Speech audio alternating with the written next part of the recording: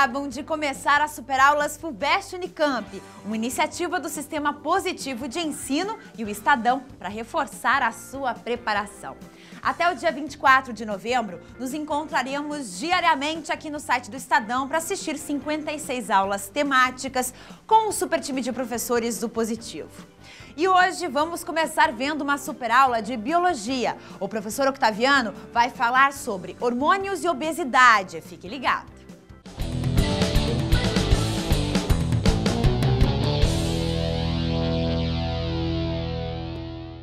Olá, gente! Nós vamos aproveitar essa aula para enfocar algo de extrema importância para os vestibulares, de uma maneira geral, e também para a sua vida. É a relação que hoje está se discutindo muito entre a obesidade e o surgimento de diabetes. Mais ainda, em relação a esta mesma situação de obesidade, para as mulheres existe uma outra história que complica ainda mais, que é a formação de cistos ovarianos, conhecido como ovários policísticos. Nós vamos ver aqui, numa primeira situação, então, o título Hormônios e Obesidade. Dentro disso, obesidade. Tal assunto tem sido fortemente debatido e estudado, especialmente nos países mais desenvolvidos. Pesquisas recentes alertam para outro tipo de risco, a formação de cistos ovarianos. Como eu disse, realmente isto está aparecendo a cada dia mais.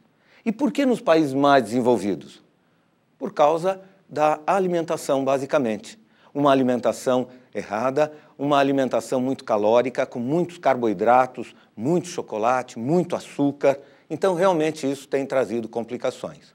Vamos ver uma imagem que vai nos mostrar como é que isso vai funcionar. Conforme se pode observar na figura, o processo se desenvolve nas seguintes etapas. Veja, aqui na figura, você tem uma célula adiposa, um adipócito. Esta célula começa a liberar substâncias inflamatórias. Estas substâncias vão atrapalhar a ação da insulina. O que é a insulina? A insulina é um hormônio produzido no pâncreas e que vai empurrar a glicose, representado por esses quadradinhos em roxo aqui, vai empurrar essa glicose para dentro das células do corpo todo.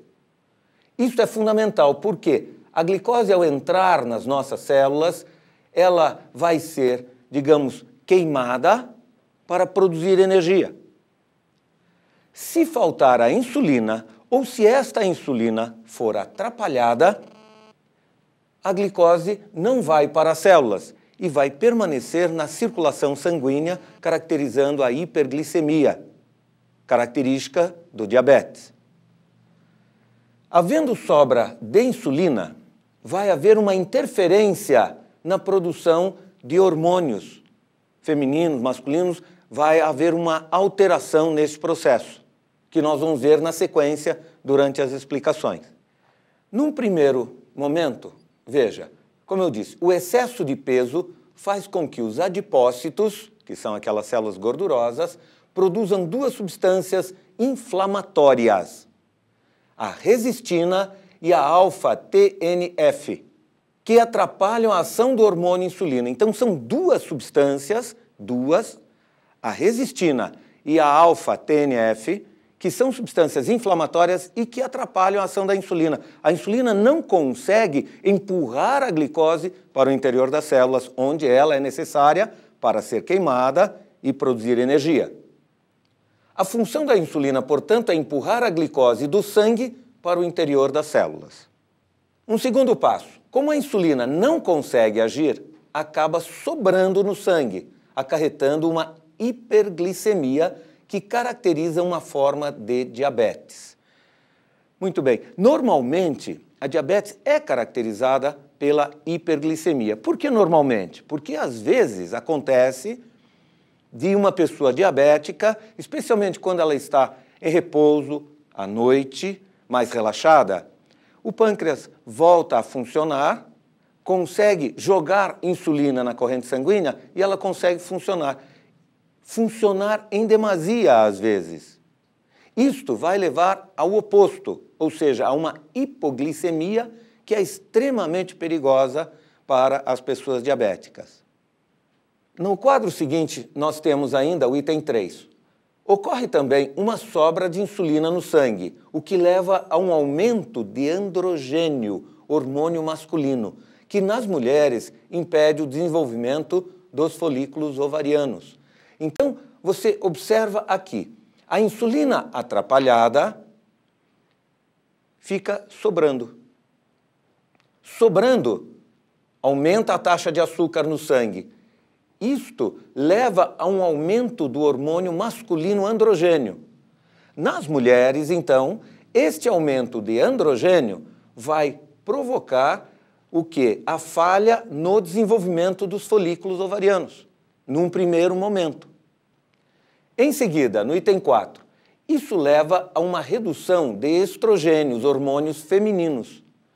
Note, então, toda vez que aumenta hormônio masculino numa mulher, por esse problema com a insulina, há uma diminuição do hormônio feminino. Percebendo essa diminuição de estrogênios, os demais folículos aumentarão seu metabolismo para recuperar o nível desses hormônios, o que provocará o aumento do tamanho de vários folículos, ocasionando o conhecido ovário policístico. Então, é o que se observa aqui na figura. Faltando hormônio feminino, quem faz hormônio feminino para uma mulher em maior quantidade são os ovários, são os folículos em desenvolvimento. Quando este hormônio diminui, o que acontece? Os demais folículos, entre aspas, pensam, está faltando estrogênio, eu vou ter de trabalhar mais para fabricar mais deste hormônio feminino. Assim, estes folículos, ao trabalharem mais, eles vão fazer um aumento de tamanho, eles ficam maiores pelo excesso de atividade metabólica dessas estruturas. E isto vai gerar o chamado ovário policístico. Com base em todos os fatos citados, pode-se concluir corretamente que... Então, nós temos de agora analisar a sequência. Vamos repassar. Célula adiposa com excesso de gordura. Ela produz duas substâncias anti-inflamatórias que vão atrapalhar a ação da insulina. Atrapalhando a ação da insulina, ela não consegue empurrar a glicose para o interior das células. Com isso, há um aumento, há uma hiperglicemia. Isto provoca um aumento de hormônio masculino e, consequentemente, uma diminuição do hormônio feminino.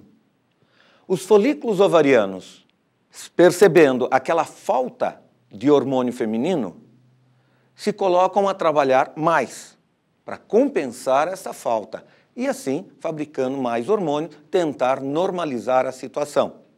E, com isso, os folículos ovarianos, eles crescem de tamanho e aparecem os chamados cistos, é o ovário policístico. Vamos ver que alternativas são colocadas. Letra A. Qualquer tipo de diabetes leva à formação de cistos ovarianos. Aqui, nós temos de lembrar o seguinte, existem principalmente dois grandes e mais importantes tipos de diabetes. Diabetes tipo 1, que é a diabetes juvenil, que se caracteriza por um mau funcionamento do pâncreas, já desde a infância ou adolescência, e normalmente é uma diabetes que traz mais complicações, normalmente a pessoa precisa estar tomando injeções de insulina. Não é essa. Essa não tem nada a ver com o excesso de peso, com a obesidade. Aqui foi dito, então, que qualquer tipo de diabetes leva à formação de cistos ovarianos. Não. Apenas aquela que está relacionada com o excesso de peso. Na alternativa B, nesse tipo de diabetes ocorre diminuição da taxa de insulina. Veja, nós frisamos que, pelo fato das substâncias anti-inflamatórias atrapalharem o serviço, o trabalho da insulina, acaba sobrando insulina e leva a uma hiperglicemia, que é aumento da taxa de açúcar no sangue. Aqui, nessa alternativa, está se dizendo exatamente o contrário, que ocorre uma diminuição. Então, essa alternativa também não está correta. Numa terceira alternativa, as substâncias resistina e alfa-TNF são anti-inflamatórias. Cuidado com essa alternativa, porque ela está dizendo que essas duas substâncias são anti-inflamatórias, quer dizer, combatem inflamações. E, na realidade, nós percebemos durante as explicações e pelas figuras que é exatamente o contrário. Não é anti-inflamatória, não combate inflamação.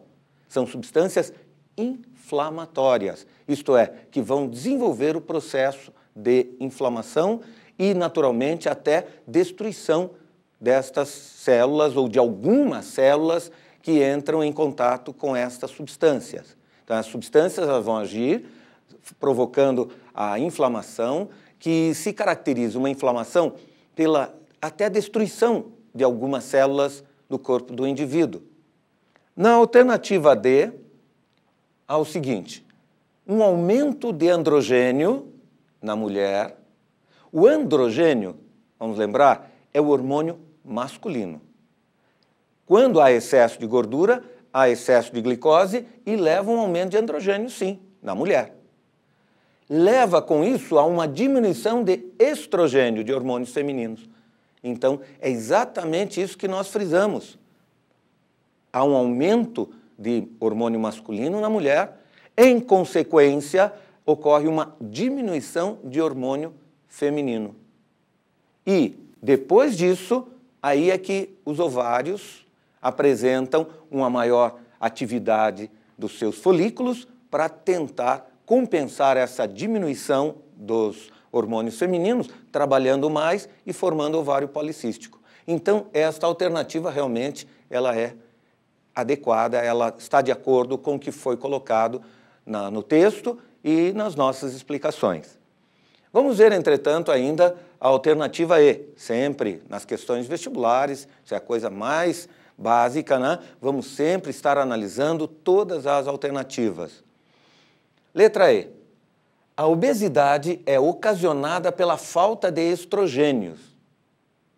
Veja, novamente frisando, estrogênio é hormônio feminino. A falta de hormônio feminino leva à obesidade? Me parece que não. A obesidade ela aparece pela sua boca, pela minha boca. É comer demais. Ou então, existe sim a obesidade por problemas hormonais, mas aí é relacionado com a tireoide. A nossa tireoide ela produz dois hormônios que são importantes. Um deles chama-se T3 e o outro T4. Esses dois hormônios igualmente trabalham para controlar o nível de queima da glicose dentro das células do corpo, para a produção de energia. Numa quantidade média adequada, haverá a produção de energia graças a essa quantidade média do hormônio. Quantidade de hormônio correta, atividade das mitocôndrias celulares produzindo energia também correta. Toda vez que houver uma diminuição desses hormônios aqui da nossa tireoide, situada aqui no pescoço, haverá, com essa diminuição de atividade, diminuição dos hormônios T3 e T4. E com isso, há uma queda na produção de energia, porque o alimento que nós ingerimos não é totalmente metabolizado, queimado, e começa a sobrar alimento. E esse alimento que vai sobrando, ele começa a ser transformado em gordura. Então, aí também pode haver um aumento de peso, uma obesidade, por problema hormonal de tireoide. Então, nós temos dois grandes problemas nessa situação. Primeiro, a obesidade por excesso alimentar e, segundo, nós temos a obesidade pelo problema de hipotireoidismo, normalmente o chamado hipotireoidismo. A tireoide trabalha menos. Então, esta alternativa E, ela dizendo que a obesidade é ocasionada pela falta de estrogênio, não tem relação nenhuma. Pode haver, sim, por falta de hormônio T3 e T4, mas não estrogênio, não de hormônio feminino estrogênico. Muito bem, com isso nós concluímos que realmente a alternativa correta nessa história é a alternativa D. Mais uma vez frisando que há uma desregulação na parte hormonal da mulher, fazendo um aumento de hormônio masculino e uma diminuição de hormônio feminino. Talvez você esteja se perguntando, mas hormônio masculino na mulher? Mulher tem hormônio masculino? Tem, normalmente em pequenas quantidades. E de onde vem esse hormônio masculino nas mulheres? O feminino vem dos seus ovários, mas e o hormônio masculino nas mulheres? É bom a gente relembrar isso. Nós temos, em cima de cada rim, uma glândula chamada suprarrenal ou adrenal. Então, nós temos duas adrenais. Estas glândulas, funcionando normalmente, corretamente, elas fazem a produção de hormônios super importantes para a nossa vida. E entre eles estão hormônios sexuais. Na mulher, um pouquinho de hormônio masculino. No homem, um pouquinho de hormônio feminino. Isso é um fato bastante conhecido. Agora, existem pesquisas tentando explicar melhor a produção desses hormônios. Por exemplo, homem tem um pouco de hormônio feminino, também para estimular a tireoide, para que nós tenhamos hormônios para calcificação, formação e manutenção dos ossos. Se nós, homens, não tivéssemos hormônio feminino, nesse pouquinho, nós não teríamos estímulo na tireoide para produzir hormônio de calcificação. E nós teríamos o corpo formado não por ossos, mas por cartilagens. Por outro lado, a relação do hormônio masculino em pequena quantidade produzido nas adrenais ou suprarrenais nas mulheres, aí há uma relação com o prazer sexual. Os hormônios sexuais têm essa relação também importante com o prazer sexual. Então, para que a mulher tenha o prazer sexual, ela deve ter realmente um pouquinho de hormônio masculino. Quando eu falo em prazer sexual, estamos falando no orgasmo feminino. Mulheres que têm orgasmos múltiplos, né, elas tendem a apresentar uma taxa um pouco mais elevada desse tipo de hormônio, hormônio masculino no seu organismo.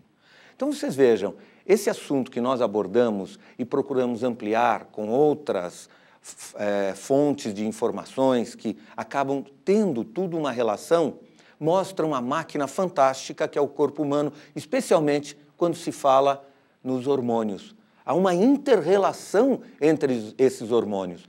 Um hormônio é produzido aqui, age ali, estimula ali e que faz produzir outro hormônio que faz interferir em outra estrutura e, de repente, pode haver até algum feedback, algum retorno nesse processo. Então, é um assunto realmente fantástico e que sempre é objetivo de questões de vestibulares. Espero que você tenha aproveitado bem esse tipo de assunto, porque apresenta realmente grandes chances de cair no seu vestibular e também é importante que a gente conheça isso tudo para que nós possamos entender essa máquina maravilhosa que é o corpo humano.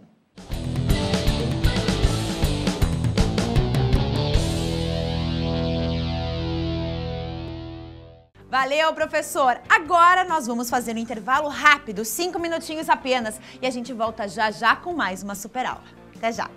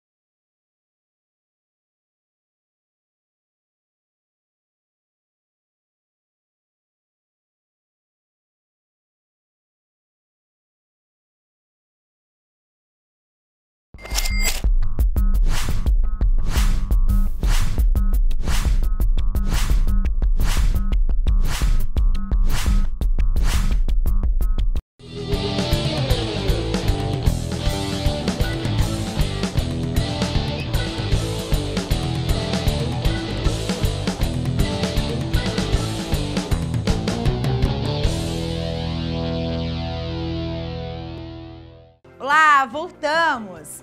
E agora, uma dica. Para você que deixou de fazer o vestibular da Universidade Positivo, a UP está com inscrições abertas para o vestibular agendado. Até o dia 12 de dezembro, você pode se inscrever pelo site up.com.br.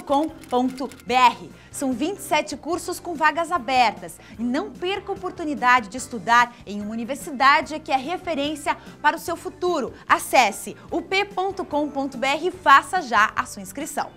E a super aula que nós veremos agora é de Geografia, com o professor Alexandre, que vai explicar a geomorfologia. É com você.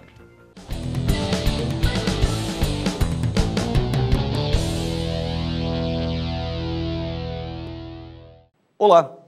Hoje, visando a nossa preparação para a FUVEST e Unicamp, vamos conversar um pouco sobre a geomorfologia e o relevo do Brasil. Eu sou o professor Alexandre e escolhi esse tema para tentar lapidar a sua preparação, porque esse ano nós tivemos uma perda na geografia do Brasil e uma pessoa que teve uma representatividade muito grande justamente nos estudos relacionados ao relevo e à dinâmica do relevo no Brasil, que foi o professor Aziz Absaber.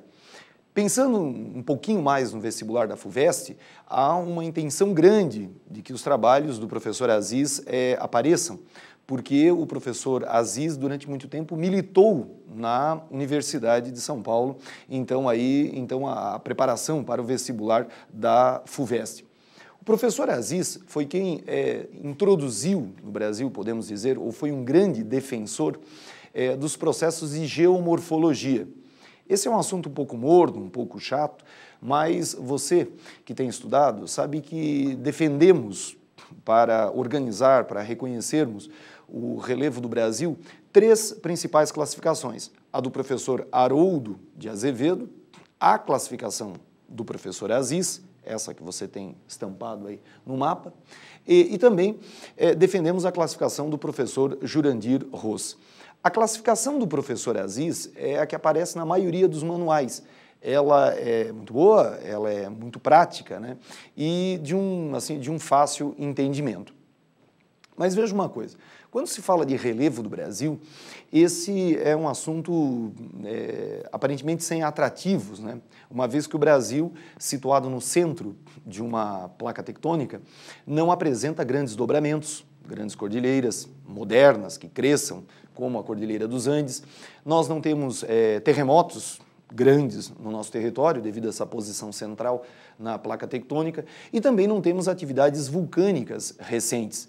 Então, muitas vezes, parece que esse assunto ele é relativo no Brasil, o que é um grande erro, né? O Brasil necessita de entendimentos do seu relevo e necessita entender a dinâmica hoje provocada pelos desgastes para justamente prever, né, desmoronamentos de terra, garantir a conservação dos solos, garantir a dinâmica dos rios. Então, por isso, trabalhos como o do professor Aziz Absaber devem ser aí sempre lembrados. Então, veja o seguinte, quando você analisa aqui a classificação do professor Aziz Absaber, o Aziz, ele organizou o território brasileiro entre planaltos e terras altas e planícies e terras baixas, descolando um pouco da simplicidade da classificação do professor Haroldo de Azevedo, que é dos anos 40, onde o professor Haroldo de Azevedo valorizou apenas a altimetria. A classificação anterior, a do professor Aziz, a do professor Haroldo de Azevedo, considerava simplesmente que, até 200 metros, todos os relevos eram tidos como planície, e acima disso como planaltos. O que não confere um erro, mas é uma simplificação muito grande. O professor Aziz ampliou o entendimento do relevo, valorizando a geomorfologia, os processos que desgastam, os processos que esculpem o relevo.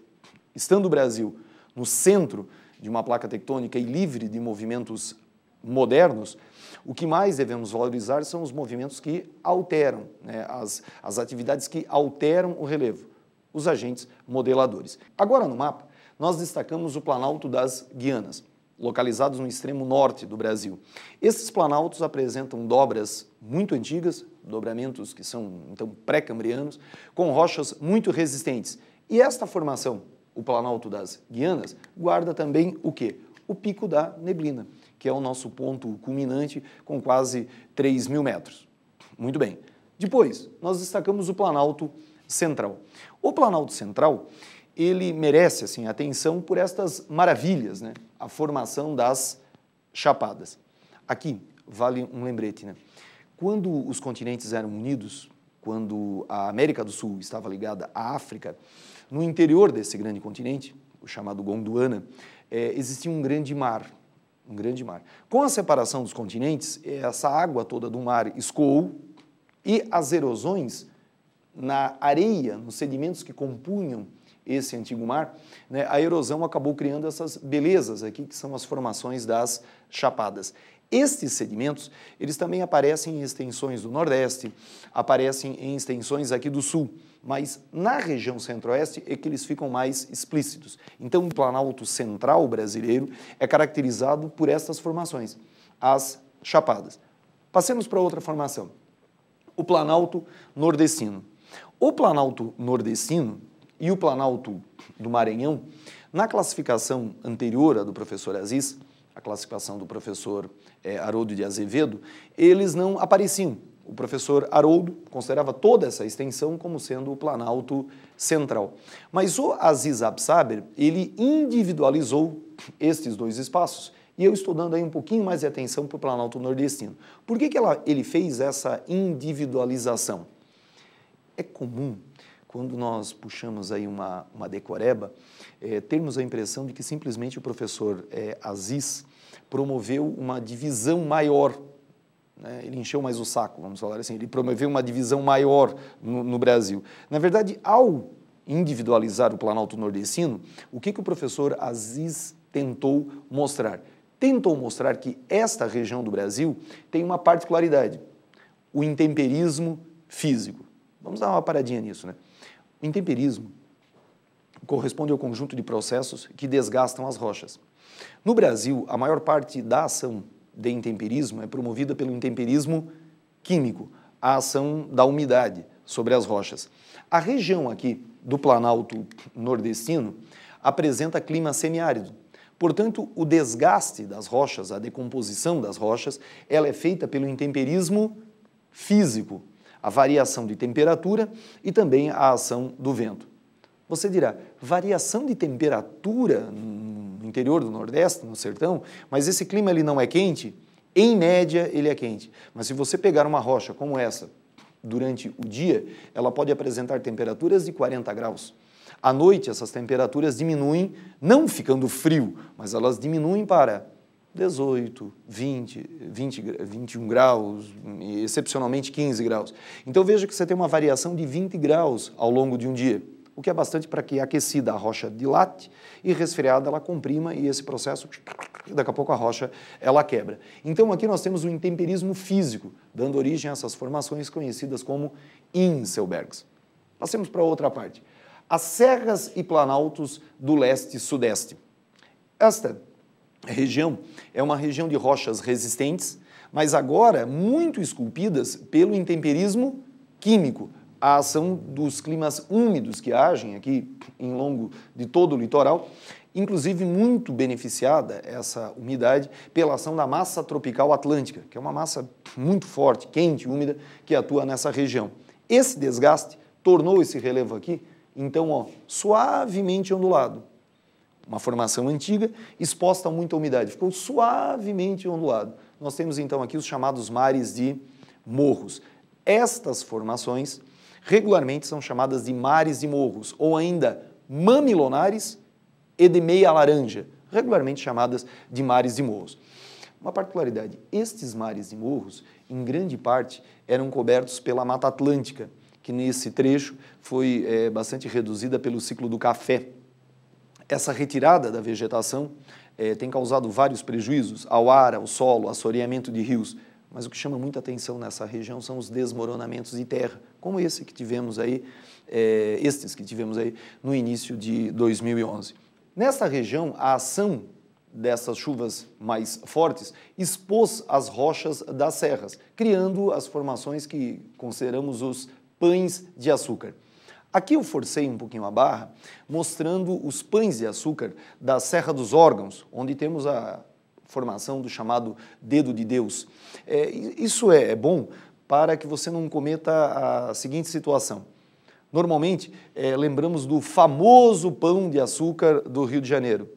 Então, quando as provas citam pães de açúcar, achamos isso confuso, né? Ah, pães de açúcar, como pães de açúcar? Tem o pão de açúcar. Na verdade, existem vários desses rochedos que assim são chamados de pães de açúcar. Isso fica nessa nossa aula como curiosidade, mas por que essas rochas, esses espigões, são assim chamados pães de açúcar? A principal explicação é porque quando tínhamos o ciclo do açúcar, não vendíamos o açúcar refinado, né? Ele era vendido em nódulos, nós pegávamos o açúcar mascavo, aquele açúcar bruto, eram feitos nódulos em formas como grandes pães franceses. Esses pães eram chamados de pães de açúcar, esses nódulos de açúcar.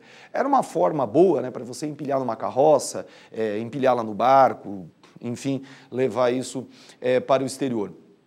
Estas rochas, principalmente no amanhecer, quando o sol dissipa aí a cor amarelada, né, elas parecem esses nódulos de açúcar, pães de açúcar, principalmente aquela rocha grandona que existe ali, né, a famosa no Rio de Janeiro, o pão de açúcar. Então, por isso que esses espigões acabaram sendo chamados de pães de açúcar. São formações de rochas muito resistentes, granitos, gnais, rochas muito resistentes, que, veja, devido à ação mais intensa da chuva, né, não são modeladas e cobertas por solo, mas sim, veja, muito esculpidas em forma desses espigões. Muito bem. Agora, o Planalto Meridional, o Planalto do Sul. Esse Planalto Meridional também é chamado de Planalto Arenito basáltico. O arenito, areia, corresponde a esta rocha sedimentar detrítica daquele antigo mar, que é aqui esculpida em formas menores, como é o caso dos arenitos de Vila Velha, aqui no Paraná. E em grande parte, esse material está coberto por material vulcânico, um grande derrame vulcânico, aqui aconteceu junto com os dinossauros no período Mesozoico. Esse material vulcânico na superfície decomposto, e aqui o clima é úmido, deu origem às chamadas terras roxas, né, que são terras muito férteis, lembradas por terem atraído o ciclo do café para o interior do Paraná, fronteira com São Paulo. Hoje, essas terras são também aproveitadas em lavouras, como você observa aqui, lavouras de milho, mas também lavouras de soja, lavouras de laranja, de cana e tudo mais. Então, o Planalto arenito basáltico, o Planalto Meridional, é caracterizado, então, por essa associação de rochas sedimentares cobertas por derrames vulcânicos. E a última porção do relevo planáltico que eu quero chamar a atenção é o caso do Planalto Uruguaio Sul-Rio-Grandense. Também aqui, quando observamos a classificação anterior do professor Haroldo, este Planalto ele não existia, ele era visto como integrante do Planalto Meridional. O Aziz individualiza essa porção, por quê? Porque aqui nós temos uma menor cobertura vulcânica e a exposição de material principalmente arenítico a uma chuva mais intensa, que deu origem a estas formas bem mais suaves, né? As chamadas coxilhas cobertas de campo. Este solo é um solo frágil. Se muito explorado pela atividade agrícola, pela criação de gado, ele pode perder essa fertilidade. Por isso que muitos trechos destas coxilhas apresentam hoje um processo de arenização, que é o início, né, daquilo que futuramente desencadeia aí a chamada desertificação. Muito bem.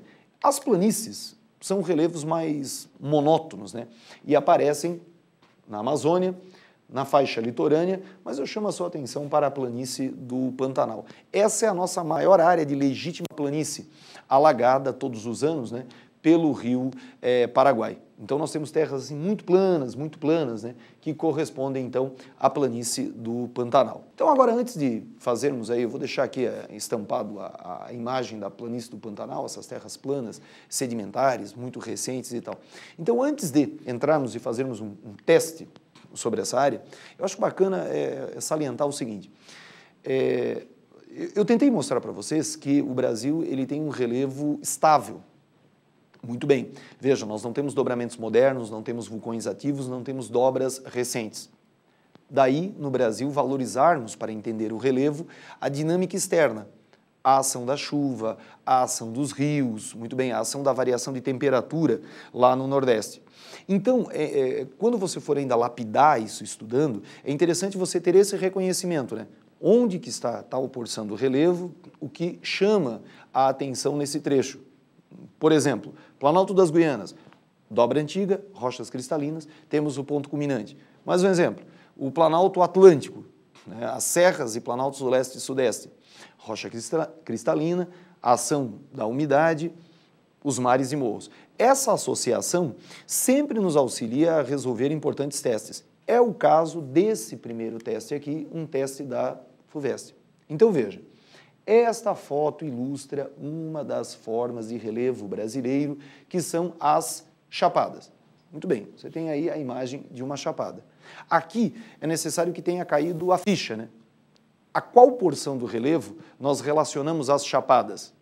Ao Planalto Central. Embora elas apareçam em menores extensões no Nordeste, né? Muito bem, apareçam em menores extensões em regiões aqui no Sul, né? Os planaltos e chapadas da Bacia do Paraná. Mas o grande destaque, a região Centro-Oeste. Vamos ver se isso nos auxilia a resolver essa questão. É correto afirmar que esta forma de relevo, distribuída pelas regiões Norte e Centro-Oeste, em terrenos cristalinos, geralmente modelados pela ação do vento. Centro-Oeste, realmente, mas não são terrenos cristalinos, né? São terrenos sedimentares. Vamos para a próxima. Localizados no litoral da região Sul, podemos abandonar esse item, né? Aqui no Sul, nós temos a estreita planície litorânea e o Planalto Meridional, com destaque do arenito basáltico. Concentrado no interior da região Sul e Sudeste, já observamos isso, né? Não é região Sul. Restrita a trechos do litoral Norte e Nordeste, podemos abandonar, são concentradas no Centro-Oeste. Então, nos sobrou a alternativa E, presente nas regiões Centro-Oeste e Nordeste, em parte, sendo sua formação associada principalmente a processos erosivos em planaltos sedimentares. Então tá aí, essa é a resposta. Questão 2 da Unicamp. Essa é uma questão extremamente criativa, né? Que leva em consideração assim, uma geografia cultural associada à necessidade do entendimento do relevo do Brasil. Então veja o seguinte, em 1902, os paulistas organizaram o primeiro campeonato de futebol no Brasil. No mesmo ano, surgem os primeiros campos de várzea, que logo se espalham pelos bairros operários, e já em 1908, 1910, a várzea paulistana congregava vários e concorridos campeonatos, de forma que São Paulo não é apenas pioneira nacional no futebol oficial, mas também, e sobretudo, do futebol popular. A retificação, a correção dos rios Pinheiro e Tietê, a partir dos anos de 1950, eliminou da paisagem urbana inúmeros campos de várzea, provavelmente mais de uma centena. Então, esse pequeno texto, ele mostra que o futebol organizado no Brasil nasceu naquele relevo plano, marginal aos rios, no caso Tietê e Pinheiros. Até hoje, quando você tem um time muito simples, muitas vezes jogando mal, né, fala-se que é um time de várzea, né, o fulano tem um futebol de várzea, justamente por conta disso, porque as origens desse tipo de futebol organizado em bairros e tal, nas áreas laterais ao rio. Então, olha só, a várzea é uma forma geomorfológica, uma forma de relevo associada à margem dos rios, caracterizada pela topografia plana, o que facilita o uso como campos de futebol. Muito bem. Então você tem a calha do rio, lateral ao rio, a várzea. Essa é uma topografia, é uma forma geomorfológica, uma forma de relevo, alagada nos períodos de cheia. A várzea integra também o que nós chamamos de leito maior do rio. Todo rio tem um leito menor, utilizado na maior parte do ano, e um leito maior, que corresponde à sua área de extravasamento nas épocas de cheia. Descolando um pouquinho aqui do Tietê e pensando, por exemplo, na Amazônia, onde nós temos as terras baixas e planícies amazônicas. Você tem o rio, né? A área logo ao lado do rio é chamado Igapó, a várzea alagada nas cheias maiores, e as regiões de terra firme nunca alagadas. Então veja, as várzeas paulistanas correspondem ao quê? Então vamos lá, sujeita à inundação, sim, anual, quando ocorre a deposição de sedimentos finos, trazidos pela água. Essa posição está entre o terraço, as áreas mais altas, e o rio? Sim, isso é verdade. Então esse é o gabarito. Muito bem. Sujeita a inundações periódicas anuais quando ocorre a deposição de sedimentos finos. Está posicionada entre a vertente e o terraço? Não. A vertente é a parte mais alta do relevo onde as águas vertem. É a encosta. E o terraço é a parte mais alta. Não. A várzea é lateral ao rio. Sujeita a inundações apenas nos anos muito chuvosos, quando ocorre a deposição de sedimentos finos. Está posicionada entre a vertente e o terraço? Bom, na verdade as cheias são praticamente anuais, né? Os sedimentos depositados são finos, mas não entre a vertente e o terraço. Essa não pode ser. Então, a alternativa A. Né? A primeira fase da Unicamp, temos apenas opções A, B, C e D. Então, aqui é a alternativa A. Muito bem. E a última questão. Essa questão da Universidade Positivo, puxando um pouquinho aqui para a nossa realidade aqui do grupo positivo, mas veja o seguinte, dentre os vários aspectos que justificam a diversidade do relevo brasileiro, encontram-se. Essa questão é bacana porque se você tem a noção da classificação do professor Aziz, eu volto a comentar isso, que ela é uma classificação muito utilizada, muito defendida, interessante para você ter um entendimento da realidade do Brasil. Se você tem um entendimento da classificação do Aziz, você pode, vamos falar, brincar com a classificação anterior do professor Haroldo e a moderna classificação, essa que é um terror, né? Quando você viu na sua apostila aí a classificação do Jurandir Ross, que divide o Brasil em 28 porções, né? Então, você meio que levou um susto. Mas se você tem a ideia da classificação do professor Aziz, há como você brincar com as outras duas classificações. Então, veja o que fez aqui essa questão da Universidade Positivo. As planícies amazônica e do Pantanal. No Brasil, nós temos, com destaque, a planície amazônica, do Pantanal e a litorânea. Onde o processo de erosão é maior que o processo de deposição? Errado. As planícies amazônica, Pantanal, litorânea, a planície do rio Mississippi, a planície do rio Ganges, na Índia, são áreas onde predomina o processo de deposição. As planícies são áreas baixas e relativamente planas, são áreas de deposição. Falso. 2. Os planaltos, áreas mais ou menos planas, acima de 300 metros, podem apresentar irregularidades, como chapadas, serras e escarpas, onde o processo de erosão supera o de deposição. Beleza, é isso aí mesmo. Qualquer planalto tem esta característica. As serras e planaltos do leste e sudeste, que segundo a classificação do Aziz, são áreas resultantes da intensa atividade tectônica do Cenozoico? Não. Cenozoico é a era geológica que estamos vivendo.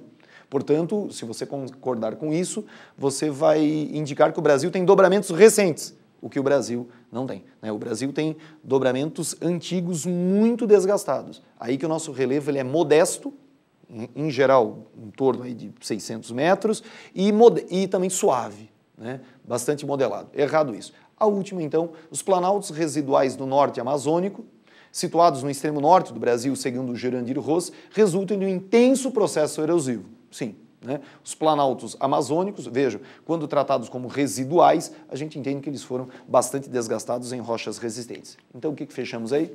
Alternativa B. Muito bem. Então, com isso, demos uma passada aí no relevo do Brasil, demos uma passada valorizando os processos de desgaste do relevo do Brasil e resolvemos 3 questões aí, tentando auxiliá-lo para o sucesso aí nas provas da FUVEST e da Unicamp. Espero que tenha sido proveitoso e até a próxima.